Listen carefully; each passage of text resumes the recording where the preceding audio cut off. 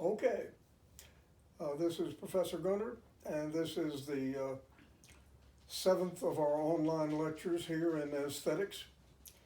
And we've been talking recently about feminism and the different takes that feminists have on modern art, which I find quite enlightening, as you can tell.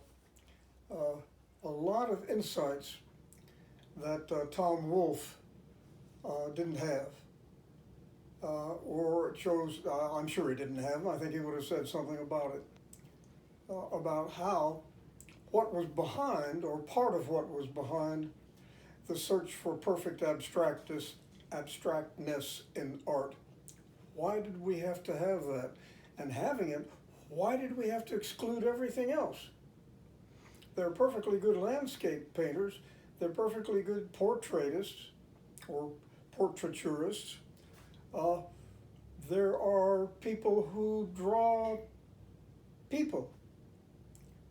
Uh, but they were excluded as not only as being second rate, but as not being art. That's a kind of closure of the worst sort. And so we begin to see the comments on that by feminist writers. But of course, they're not the only writers to deal with that. And what seems to be happening, it isn't that suddenly one day everybody walked away from abstraction or abstract expressionism, but very slowly people have come to realize, number one, that they don't have to do that to be an artist. If you were to come to my house here in Denton, you'd find some paintings by local artists. And they are of the interior of Acme brick, which looks a bit like a cathedral, but not quite. It's very, very interesting. And a nice play of colors and shapes, but it's more than that. Or pictures, watercolors of the Big Thicket National Preserve, or inductive leaping, or a lot of other things like that.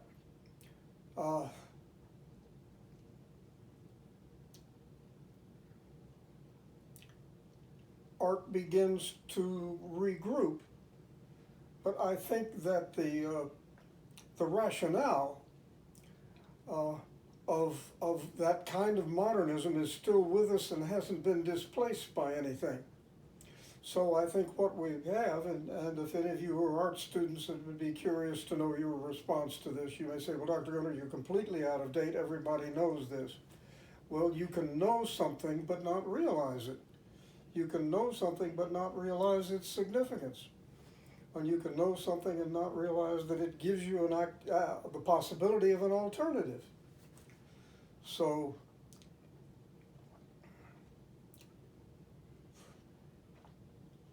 here we come with Marcia Mulder Eaton's essay on the aesthetic attitude. Now, we've just read an essay by Jerome Stolnitz, which I tried to spell out to you. Stolnitz talked about discrimination, a word you need in your notes, and he described meditation and disinterestedness and active appreciation, and all of these things which go into the aesthetic attitude. And then he defined, I think, and probably a bit more explicitly, what the aesthetic attitude is not. It is not the ordinary attitude, which is the practical attitude or the pragmatic attitude.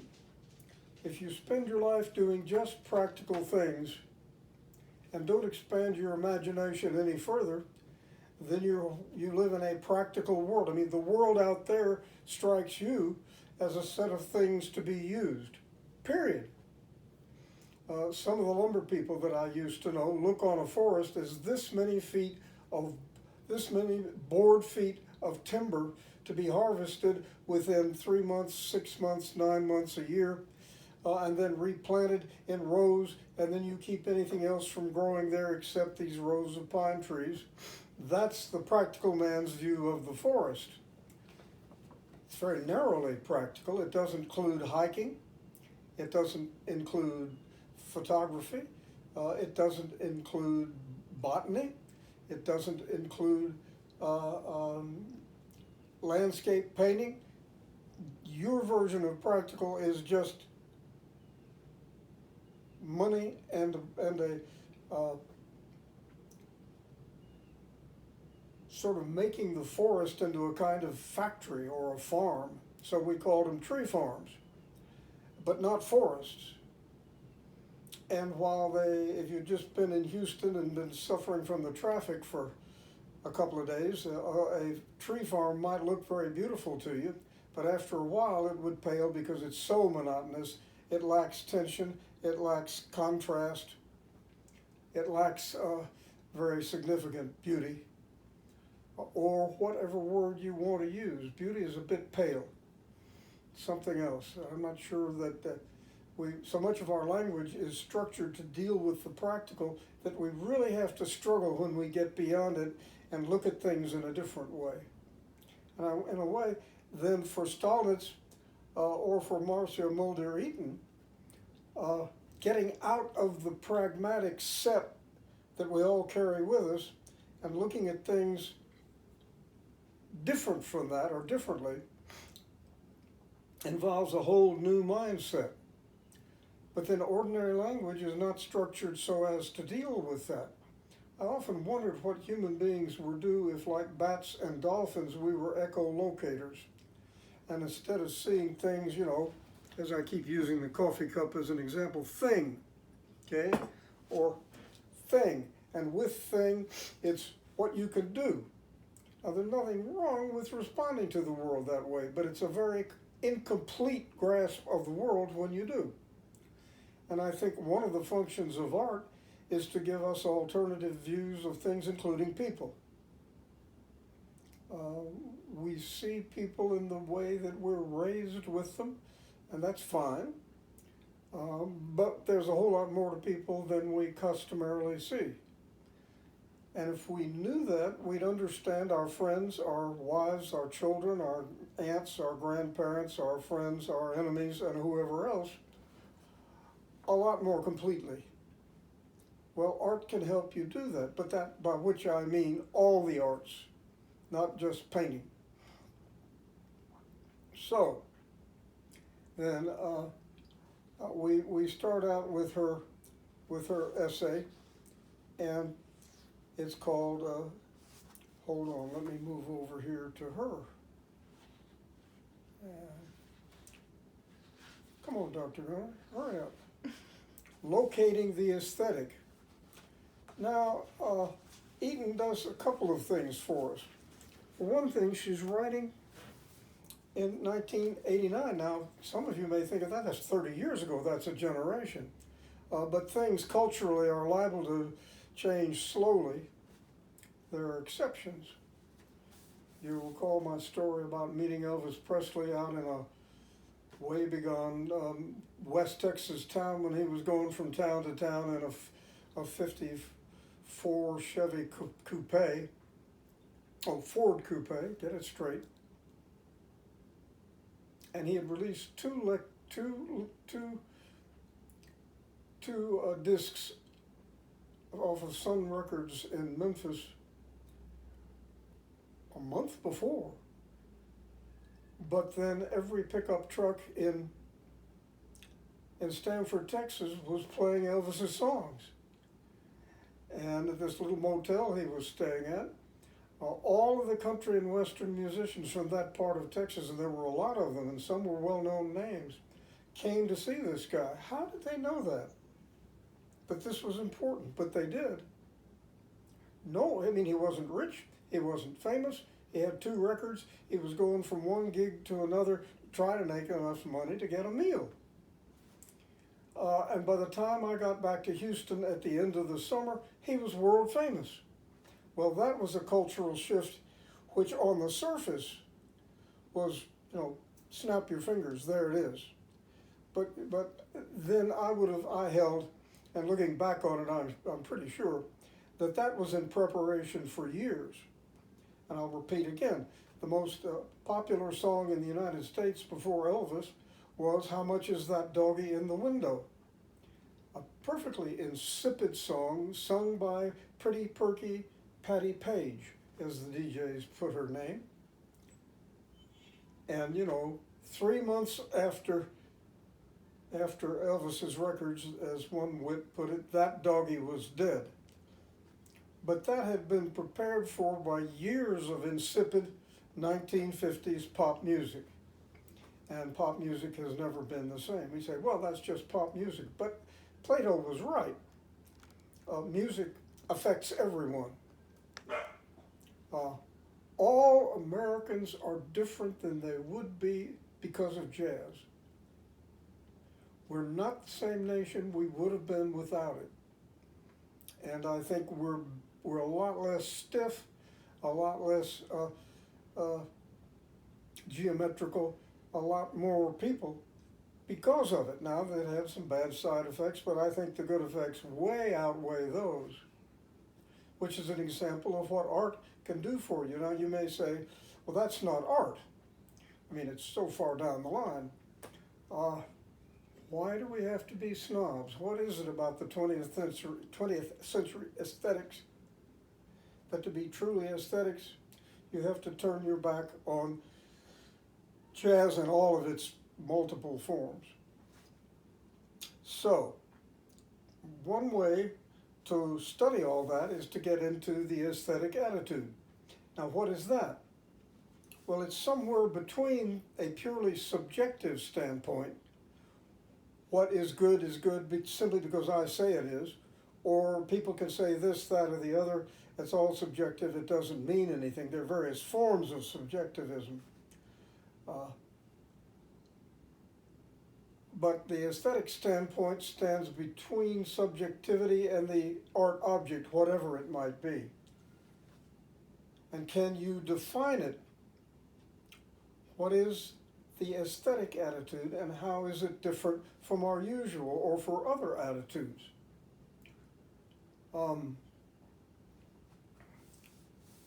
In most cases, in the sciences, and I spent years trying to get this straight,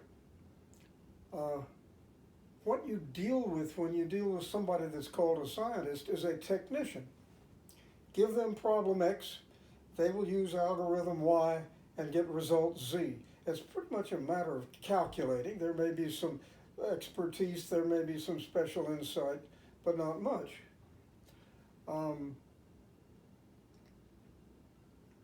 How much in science is art? How much in science is aesthetic? I think is quite real, but it's not the usual thing you meet when you meet a scientist. Usually there are people involved in getting the technical details clear and definite so you can do something with your knowledge. You see this in people trying to figure out all of the myriad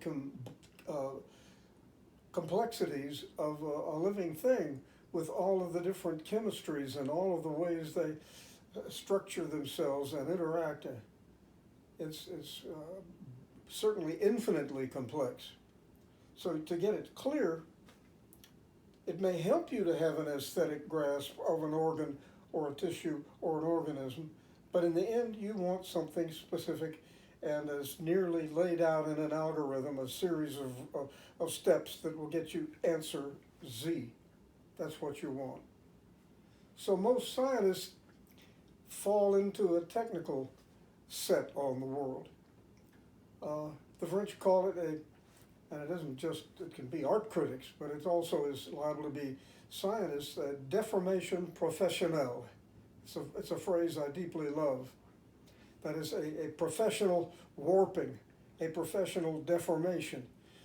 Being a college professor, if you do just that and do that too much, then you'll have all the things that people make fun of in college professors. So how do you get out of that? Psychoanalysts often find that people are so set in one way of looking at things that they become literally mentally ill. Well, they may not be psychotic, but they have trouble dealing with themselves and people. So art is one of the things that presumably could get you out of that. Now, at the beginning of Marcia Eaton's essay, she does a take on the same thing that Tom Wolfe was talking about. This is 1989. Gee, look what we went through. We went through a period in which pure abstraction was declared to be the only goal of art, and which meant that you could never deal with what she calls subject matter. Now, I would put those two words in your notes. For Professor Eaton, for locating the aesthetic, it's the subject matter which has been thrown out. Well, what is that? Well, for her, the subject matter is the artist and what painting they do. If you get out of abstractionism, one of the things, and I think it comes as a deep relief to people, you can get out of what geometric shape, what texture of what kind of paint on what kind of canvas, all of the technical things, and start talking about the artist. Indeed, for Eaton, somehow the artist becomes the center of reality. And I suggest that too is a horribly narrow point of view. Whatever happened to the world out there with people in it? Oh, we mustn't, that's beneath us. Why is it beneath us? I can promise you this is part of the reigning attitude that we have suffered from in art departments and music schools and architecture schools and God only knows English departments. When I was your age, young nippers, you had to be a modernist in the way of T.S. Eliot or of Ulysses. Who was the writer of Ulysses? James Joyce. Or some of William Faulkner's experimental novels, The Sound and the Fury, for example, or Absalom, in which the novel is written in a way it never was written before. And that was the way you had to proceed if you were to be either someone who writes about literature or someone who does literature, much less the strange creature that tries to do both. Eliot was one who did both, and very well, within the peculiarity of the way he was looking at things. So now we can talk not just about formal properties. There's another term you might put in your notes. You could go from formal properties to subject matter, and subject matter included the subject matter of the painting and the artist who made the painting, or the subject matter of the artist, whatever they were, and the artist that did the subject matter. Okay? And so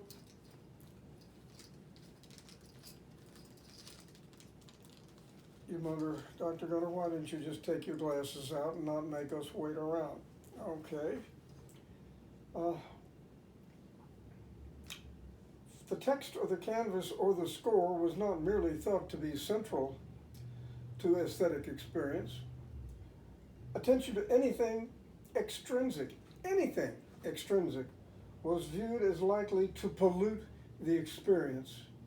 And you don't want to pollute an experience. Okay? Get a filter. And they would provide you a conceptual filter. Ours, to quote, ours has been a formalist century, interested more in the analysis of light, fluid brushwork, pure hues, and so on, than in subject matter, content, and personal motivation. And there are still plenty of critics, she writes in 1989, who take up that point of view, and indeed they're still around. Okay? But where does that lead you? Eleanor Fuchs describes avant-garde theater as so self-contained as to be so self-conscious as to be self-contained. What does that mean? Well, you see, philosophers in that same period did the same thing. I didn't, but that I didn't fit. I was lucky to have a career because I didn't go along with the analytical school, which ends up in the analysis of either ordinary science or ordinary language. And if you didn't do that, then you weren't a philosopher. And many, particularly in England, still believe that. But England is a very narrow country. Someone who's a Scot and a Welshman can say that and enjoy saying it. They've been doing Brexit for a lot longer than I've been on the planet. They look across the English Channel and they see something like bad Gouda cheese, or something not good over there. I mean, you can go there for a vacation, and so they've been doing intellectual Brexit a long time before they ever left the European Common Union. Anyway, when it came to the people in the contemporary theater, and she's writing in 1989 about her contemporaries, writers and directors working at the edge of theater seem to perceive that they are in a new kind of world in which there is no longer anything out there and no longer anything in here. Well, then what's left?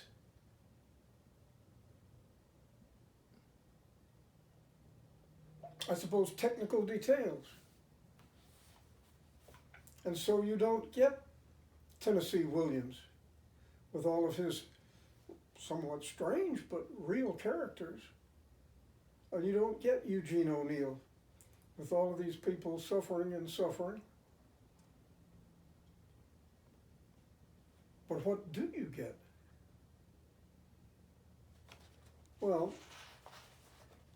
the suppression of what is denoted, that is signified, the coming of age of photography. You could only become a photographer if you photographed structures and shapes and forms. But if you photographed a person, God forbid, then you were no longer a photographer. Okay, I've hammered this home so much that you must be terribly tired of me saying of it. I'm going to drop it from there on. But then how do you get back into having a subject matter? And so at the bottom of page 85, the author says, subject matter, this is on the third line from the bottom, subject matter, which I believe is a truly aesthetic property. I offer it as an example of a feature that theorists have considered an aesthetic property in some periods but not in others. It is worth attention because we are witnessing for ourselves a return to its favor. There are many other examples of such fluctuations. So, we want to define the aesthetic attitude, but we want to define it in such a way that subject matter can be talked about and conceived and considered. All right? Now, subject matter means a whole lot of stuff. And they systematically, Dr. Gunter, the environmentalist, says, leave out nature. Well, ultimately, leaving out nature leaves out people. The best information I've got, man did not create nature.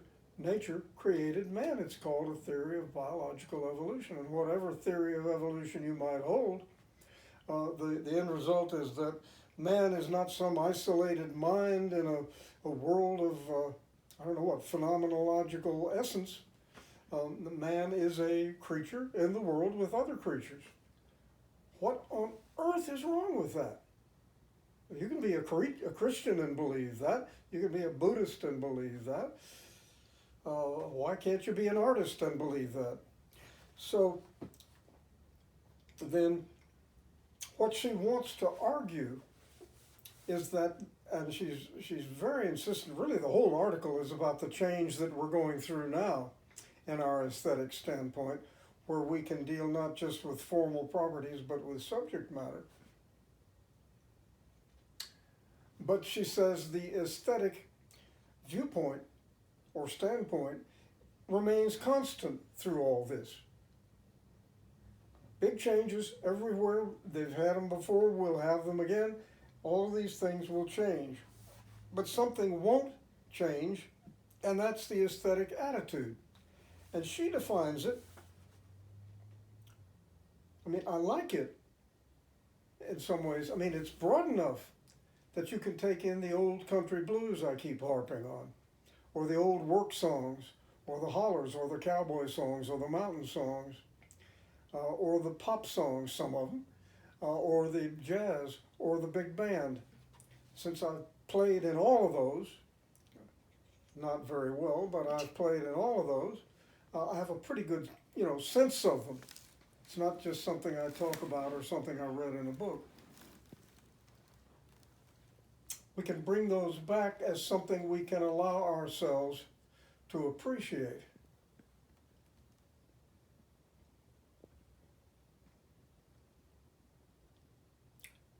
But what is the word we're looking for? What is the property that defines the aesthetic attitude? Now, when we remember my lecture on Stolnitz, in which I hope I got over to you, he's pretty good at analyzing what you mean by an aesthetic viewpoint. It's not for the useful or for the usual desire for something. It's disinterested in the sense that it has no particular interest, but not in the sense that you're not really interested in the thing. You're terribly interested if you love art, if art grabs you. And then there's meditation, and then there's attention to particular detail. And he says a lot about that, and he's very right to do so. It's one thing to get a gloss of an impressionist painting, but it's another to stand there in front of it and examine the light and the textures and the people and the way it makes you feel, feeling and thinking coming together. It's not just a sensation. But if you don't study an artwork in detail, you're just going to miss probably most of what it has to offer you. So I'm saying that what is interesting about Stolnitz is that he comes through and then he analyzes the aesthetic attitude and gives you, I think, a very good account of it. Not as good as Bergson, because he excludes from his account the human mind. And he builds some kind of barrier between the mind, that Stolnitz does, the mind and the object, whereas Bergson wants to get you inside the object. And so there's a passage in an introduction to metaphysics, and he says, okay, you want to see Paris, you want to know Paris.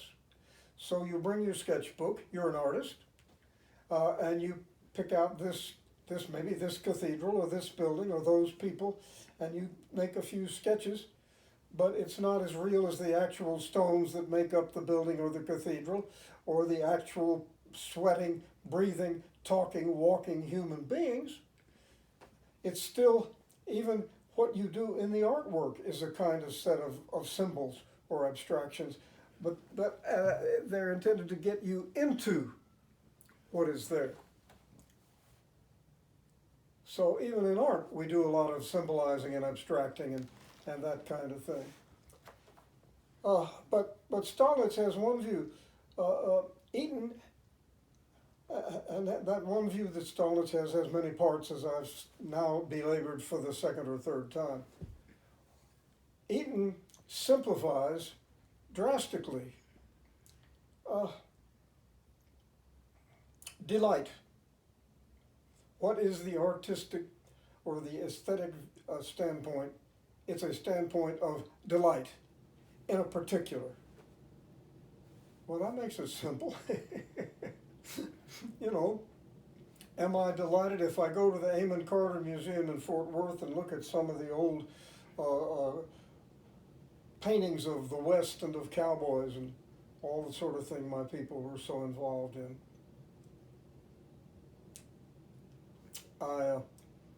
When I go to Palo Duro Canyon, which is the second longest canyon in the United States, just south of Amarillo. Uh, my people were the first people out there to survey that land, a couple of million acres. And they were the first to survey that canyon. I don't see how they got through all that brush and managed to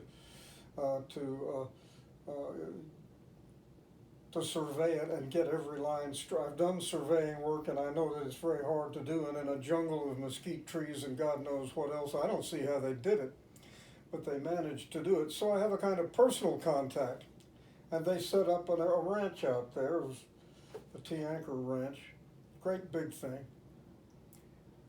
So I get a kick out of knowing that Georgia O'Keeffe's first experience as a painter came out of Palo Duro Canyon.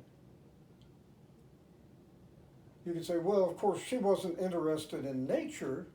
She was only interested in images and symbols. Hell no. She was very interested in nature, and thank be that she was, because her wonderful paintings express a deep knowledge of nature, not of the kind you get when you're a surveyor, and you can talk about the feet above sea level and the height of the canyon and the width of the canyon and the curves in the creek. Because by that time the Red River, the Prairie Dog Fork of the Red River, is a creek. It's by no stretch can you really call it a river. So I go there and I have a double pleasure. It's sort of old home week for me, but it's Georgia O'Keeffe week, and she had soaked in that landscape till her paintings of it show that very objective but human reality of things. And that's what the abstract painters wanted to get rid of. Why? Well, it was impure. It's like some of the medievals who would thrash themselves about the head and body with whips because their body was evil. And they had to get, and it's very much like that, a kind of what we call asceticism, okay? A putting down of the body as being anything significant, a putting down of concrete experience as being anything significant. All right? So, delight. And why I like that is because it's so broad and because it escapes being technical at the beginning. If I didn't get delight out of music or painting, would I pay any attention to it? Probably most human beings wouldn't. So she is right to stress delight as what is the essence of the aesthetic viewpoint. Now, having said that, I say, wait a minute, isn't there a little more to it than delight? And then he picks up the example. She's got three examples, really. One is something called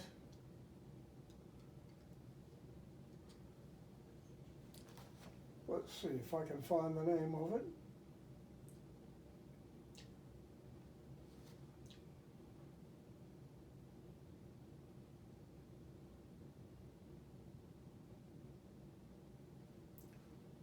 I can find it, I know I can.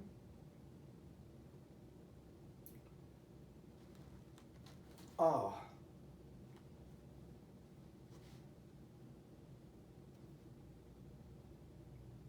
I know I kept notes on that, folks.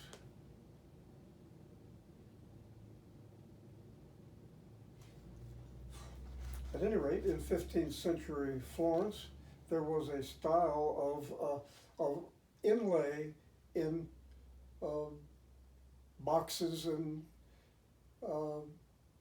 plates and cups and everything, a wooden inlay whose name escapes me, but that was of such value that people had whole industries dedicated to doing that kind of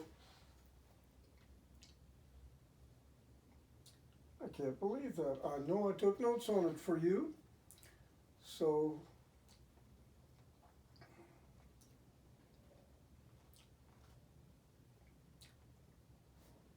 Dr. Gunner, get out of that book and lecture to us.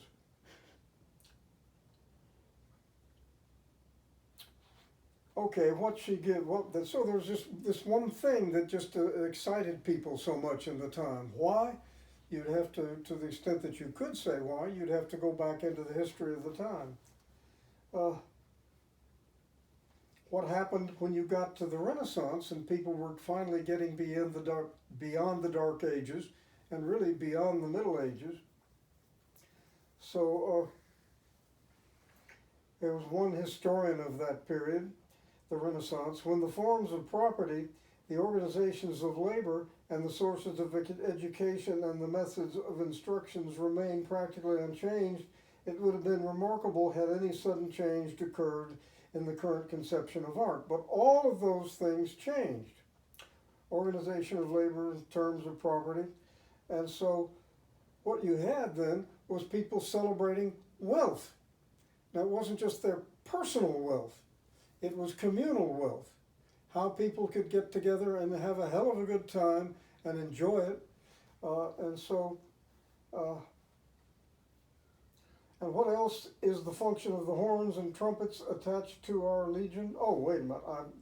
You would have on page 87, I want to represent a sumptuous banquet in a superb hall at which will be present the Virgin, the Savior, and Saint Joseph. They will be served by the most brilliant retinue of angels one can imagine, busied in offering them the daintiest viands and an abundance of splendid fruit in dishes of silver and gold.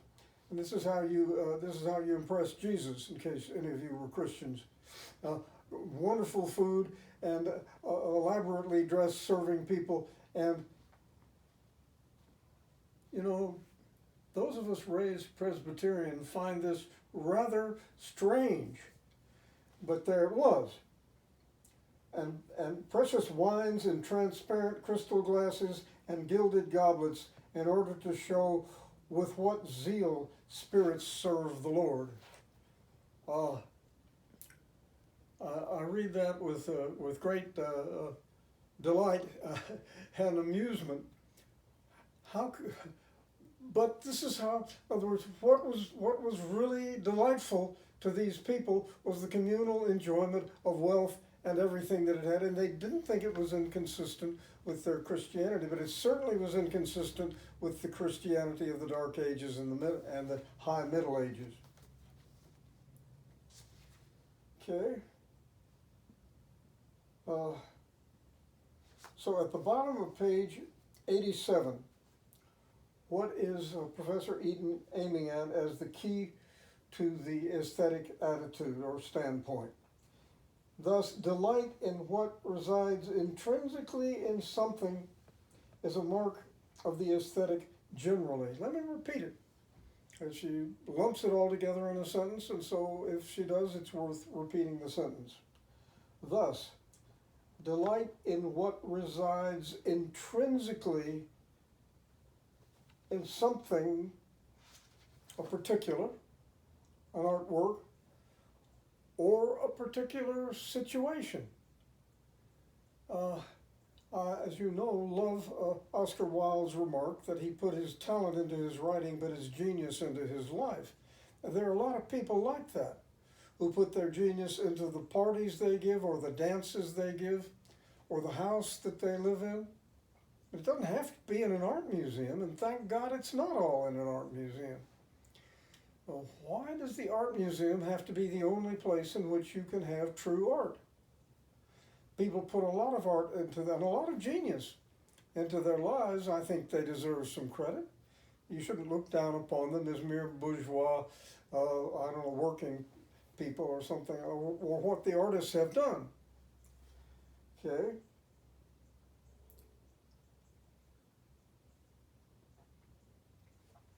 Delight in what resides intrinsically in something. All right? So I've told you what I think is good about delight.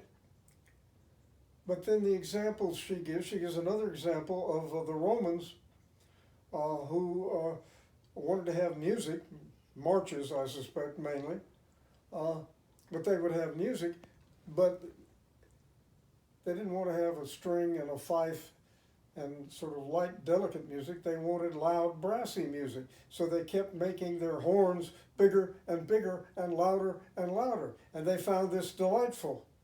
Why? Well, it was aesthetic. Well, okay. Throwing a great party, that's a work of art. Playing loud martial music, I always kind of like John Philip Sousa's marches. That's pretty good.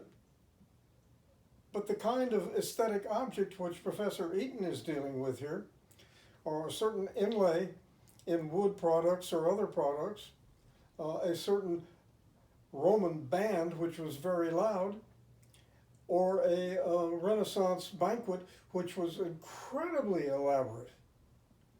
And then what does she take delight in? Well, it's, I don't know what, it's the kind of ordinary. And I don't mind that, as you know, but now we've gone over to another exclusiveness. Leave it to the professors. They'll argue this is too exclusive. Now, you must take my point of view. What's your point of view? Well, it's too exclusive. If you've been in academia for 60 years, as I have, this rings a lot of bells. Bells you've heard rung too many times before.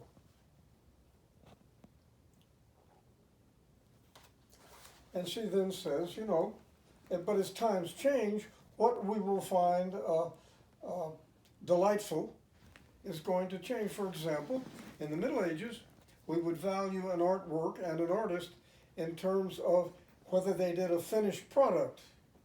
Artists in the medieval period were still thought of as craftsmen, and so an artist would be one who would give you a well-finished urn or a well-finished painting. Not a dot that didn't fit to the final product, which is perfectly conceived. But when you start getting to the Renaissance, it's not just imitating nature or imitating the Greeks. You want to go beyond nature and beyond the Greeks. And so you start, what the artist adds to the painting from him or herself, ideally, would be something beyond what's simply given, something that's simply in the mirror you're supposed to hold up to nature. And then you could have something unfinished. I often think that's one reason why Greek sculpture and Greek architecture grabs us so much. There's a sense of in something that's broken or that no longer is painted as the Greek statues were. And we really don't know how they were painted. Or maybe somewhere in a tomb somewhere we'll find a statue that has all the original paint on it, and then somebody will find out, but we don't know. But it's as if at the entrance to the Louvre, or the big art museum in Paris, which I recommend to you if you can get there, go. And then go to the Impressionist Museum. And then go to a bistro. And enjoy your life, eh? What, you do not want to be English? And so forth.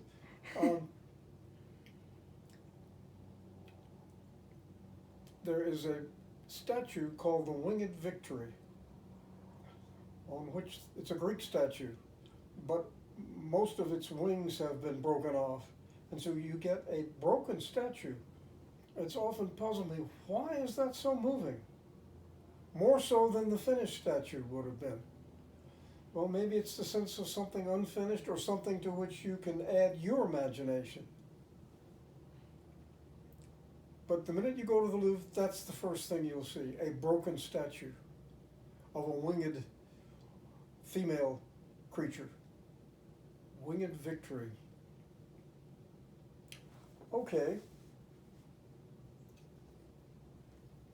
So that's one of the big changes that was made from the medieval period to the Renaissance period to the modern period. The artist was supposed to add something.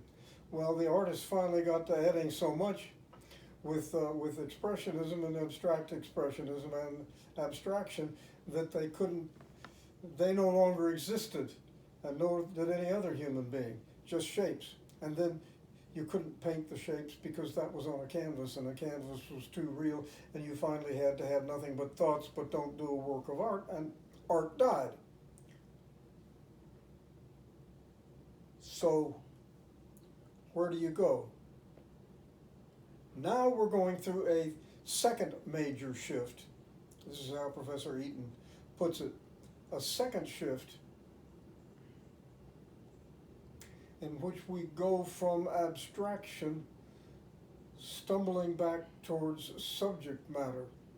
But through it all, there is one simple guiding light. That's whatever delight we can take in an art object.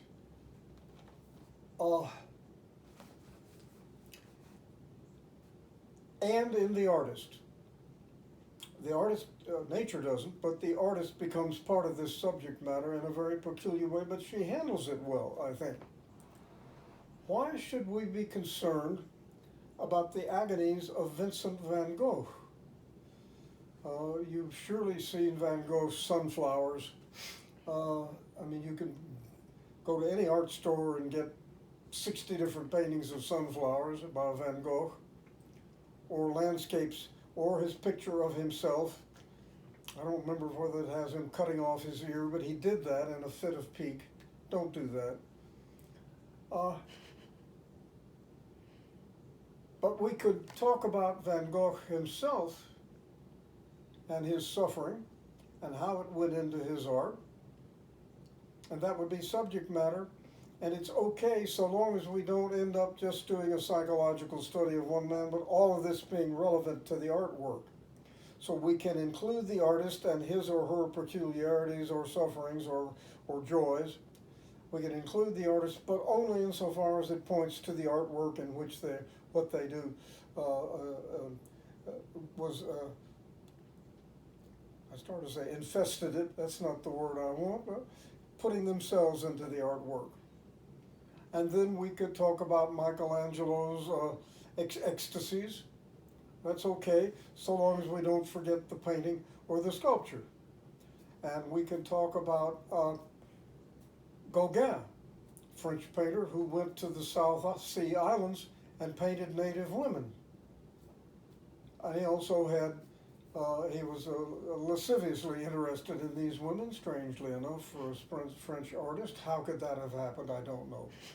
But he gave up the world of Paris and went to the South Seas and painted the natives, and then went back to Paris and made a fortune selling his paintings of the natives. But that makes a very interesting story, but you look at the paintings as you're telling it, not so much at the artist. And then with Picasso, I think with Picasso what you get is not so much suffering, but as a dialectic of one set of ideas and then another and then another. And one of the good things you can say about Picasso, he never got stuck in one set of ideas. If he did Cubism, he didn't stay there. He moved on to something else and never stopped moving to the end of his career in his 80s, where he kept on painting, I think not as well, and he began as an impressionist. He did some gorgeous impressionist paintings as a very young man. So he kept moving. So then I think it really does help you to understand his paintings, to understand his ideas, but for Eaton, the painting is the primary thing. The artist and his or her sufferings or delights are a secondary thing. Well, if you're going to have subject matter, that makes a great deal of sense, I think. So I like it, but I find it simplistic, or maybe the word is limited. People take delight. See, there's the word delight. It's an emotive word. Now, I don't mind that. I don't mind feelings. I don't flee from them as if they were some kind of evil god. But delight, people take delight in all kinds of things that I mean, they take delight in a boxing match. You say, well, that has an aesthetic. I'm trying to think of the American painter who did boxing matches. Some of you would know his name. I'm sorry, I can't come up with it immediately. Uh, Pretty damn good painting. You could get the sense of the body and of power and of the urge to kill or to win. Wonderful, wonderful paintings. But people can take delight in you simply beating somebody into a pulp. Is that the aesthetic attitude? And people can take delight in making a lot of money. I don't know if I want to enroll that as part of the aesthetic attitude. Or they can take delight in putting someone down. That is, when you take the word delight, it does fit what we find in art, and I'm glad to see it used. Because it keeps art from being just stone cold conceptual structure, almost an aesthetic algorithm. But when you get to art, which is delight, the Germans have a word you may have come across, Schadenfreude, mean joy, nasty joy. Schadenfreude. That's a kind of delight. Do I want to call that the aesthetic attitude? I take delight in, I don't know what, putting down women. Hey, that's fun. I should have mentioned that. Is that the aesthetic attitude? People can take delight in a lot of things.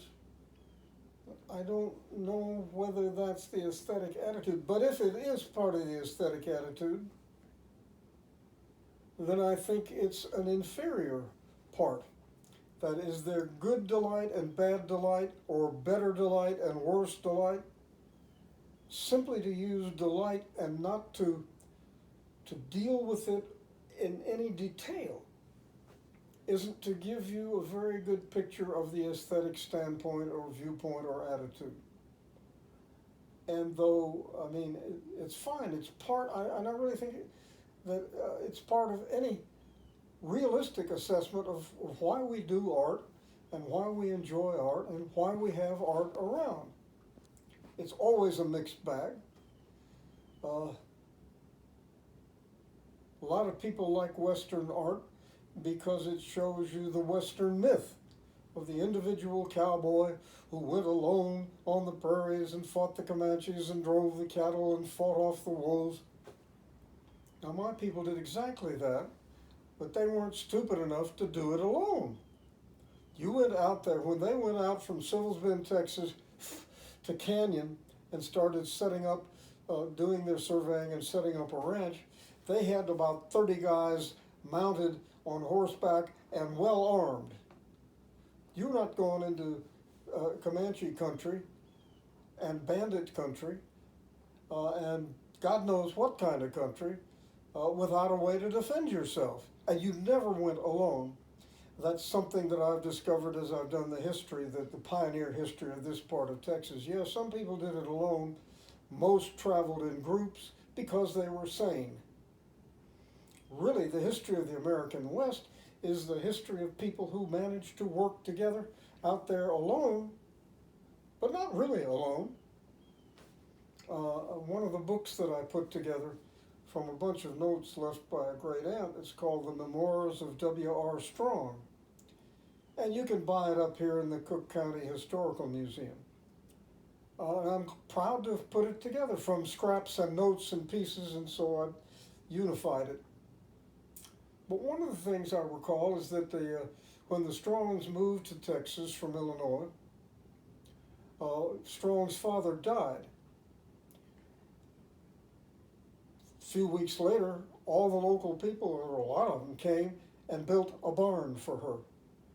She couldn't do it, but they just went and built it and said good day and went back to what they were doing. They didn't ask for a big thanks. They didn't get a little gold medal, said, what a good boy am I. They just did it and went back. Frontier was a lot like that. It wasn't like this guy who walks down Main Street in a western town with his gun drawn, waiting for the other guy to draw. Now that may seem heroic, but I'll bet you it never happened.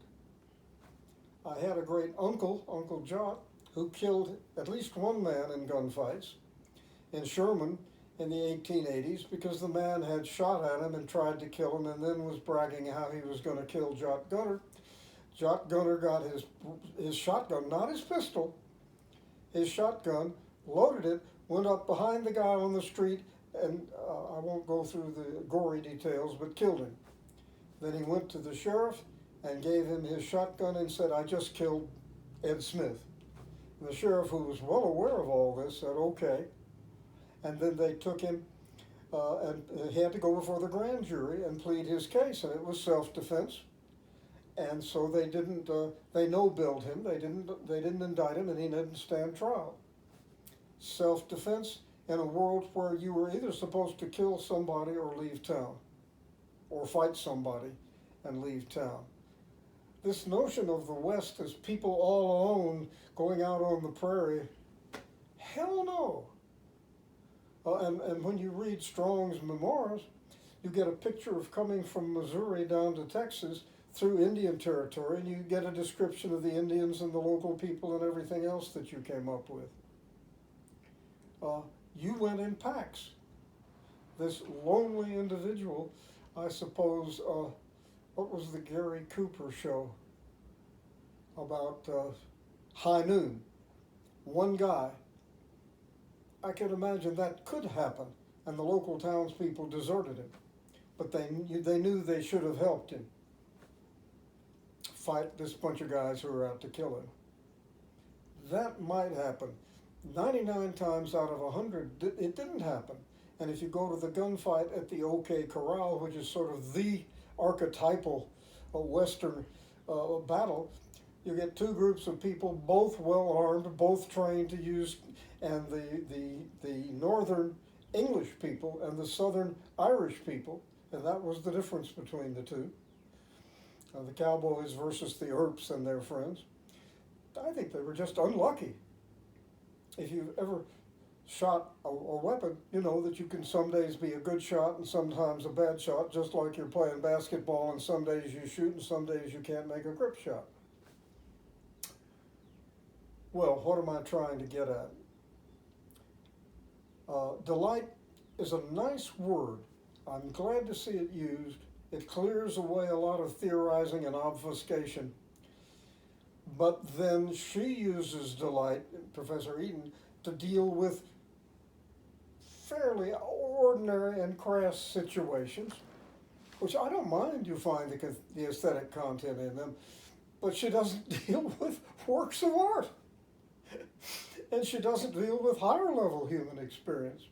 And then second, so she doesn't deal with the different kinds and qualities of art,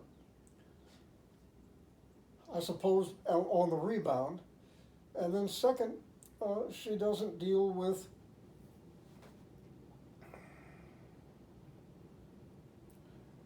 the content of delight.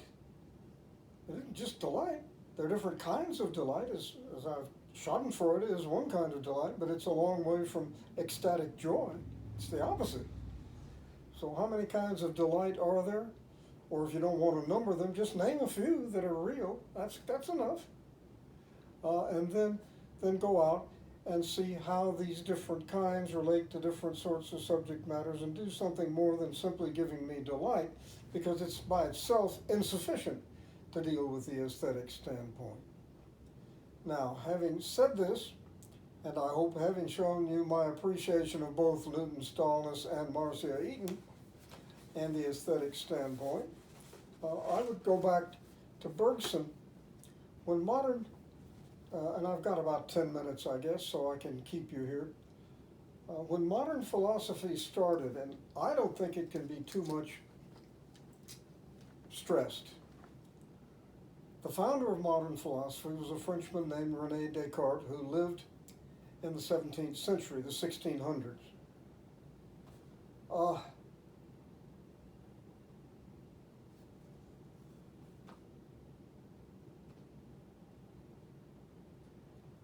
he started modern philosophy by, at least on the surface, getting rid of all of medieval thought. He said, we wipe the blackboard clean, we don't give a damn about any of that. Towards the end of putting his philosophy together, you find all the assumptions of medieval philosophy come back again in his definition and proof of God's existence and all the other things. But at the beginning, we have a clean slate. And what is that slate? Well, it's a slate, really, it's two slates. One is on the side of human thought, when he said, cogito, ergo sum, I exist because I think, and thinking is my entire existence. Feeling, imagination, habit, that's nothing. True thinking is the key. But it is utterly different from the world, which is made up entirely of geometry. The world out there is mathematics, nothing else. And a dog is simply a complex geometrical machine. And a human body is just a complex geometrical machine. It was good for medicine. Descartes was one of the first to take up, and it was illegal and he could have lost his life over it, as Benjamin Franklin did many years, 100 and some years later, by dissecting corpses and trying to find out how the human body worked. The Renaissance physiologists and doctors knew that, but it had been lost. So they had to dissect the human body and find out where the nerves were and what the brain was and how the other organs function. But the body was not a flesh and blood living thing, it was a machine. So then you have this wall built between man and nature. It's as if nature rejected man, and then you find this in abstract art, don't you? In which there's nothing left except pure, not applied geometry in the real world, but pure geometry. Pure mathematics is all there is. If that's true, I think I could die now and not try to keep on living. So my point is that I think Bergson's point of view is more encompassing, broader, and particularly because he overcomes Descartes' dualism without doing what, say, behaviorists and brain physiology reductionists have done. Artificial intelligence say, well, there is no mind. Mind, consciousness, awareness don't exist. So I always wanted to take a behaviorist and hit him on the hand with a hammer and then have him tell me there's no such thing as pain, or that pain doesn't affect the way you behave. Or to tell a hard AI theorist, to give them some horrible smell and watch them writhe in disgust and say, you mean you're not aware of this? But the modern world began by a wall between man and the world, including the human body, in which the world, you couldn't get into the world because the world is spatial and man is an unextended thinking thing. Let me repeat that once more. Because the world is purely and only geometry in motion, and man is only an unextended, where you have no height, no width, no breadth, no weight, no temperature. We are a purely unextended, purely thinking thing. And then there's no way to get from one to the other.